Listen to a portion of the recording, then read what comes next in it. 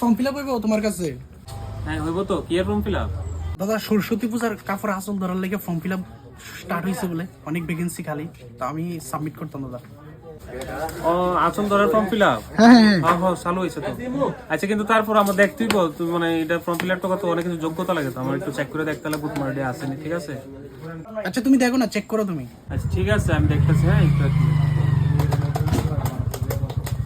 আচ্ছা তোমার নাম অবিনাশ সাহা না? হ্যাঁ আচ্ছা প্রথমে যেটা লাগবে তোমার, এদিকে দেখতে পাইতাছি কেটিএম বাইক লাগবে, আসেনি তোমার? দাদা এটা তো আমার নাই। আচ্ছা এটা নাই। আচ্ছা তারপর হচ্ছে গিয়ে আসলে আইফোন, যে কোনো 10, 11, 12, 13, 14 যে কোনো একটা থাকলে হয়েছে। দাদা এটাও তো নাই। আচ্ছা দেখতে পাইতেছি প্রথম দুইটার মধ্যে তোমার দুটোই নাই।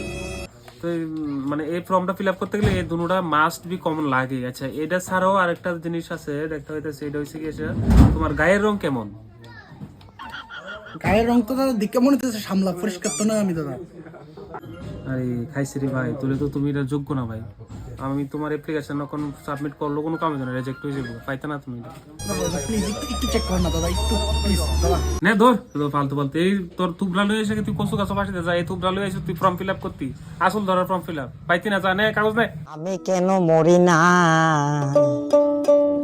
আজরাইল কি চিনে না।